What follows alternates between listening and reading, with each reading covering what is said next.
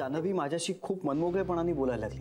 म्हणजे माझ्याशीच असं नाही, इतर सगळ्यांशी खूप फ्रँकली बोलतीये ती. म्हणजे तिला पडणारे प्रश्न, तिच्या शंका सगळं ती आता उघडपणे विचारते.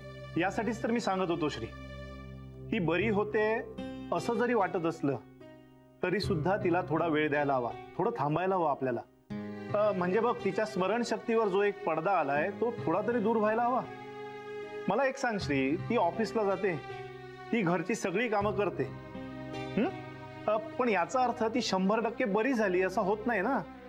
हा, म्हणजे तिचा आजार बरा होण्याच्या दृष्टीने ही एक चांगली प्रोसेस सुरू झाली आहे असं आपण म्हणू शकतो.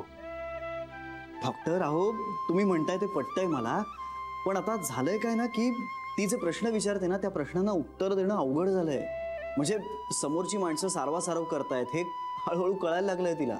व्हेरी गुड, खूप चांगली लक्षण आहे ती, खूप चांगली गोष्ट आहे आपल्यासाठी. आपण एक काम करूया श्री, हे बघ, येत्या 1-2 दिवसात जान्हवी माझ्याकडे येणारच आहे. मी तिच्याबरोबर बोलतो आणि तुला फोन करतो. ओके. पण तोपर्यंत तू मात्र तिच्याबरोबर नॉर्मली वागतोयस तसंच वागत राहा.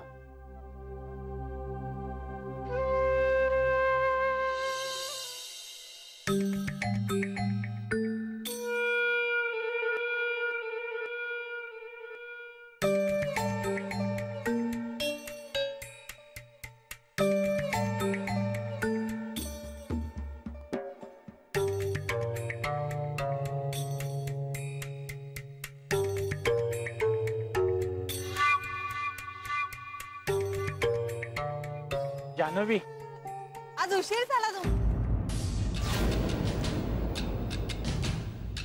कोणाची वाट पाहतेस तू?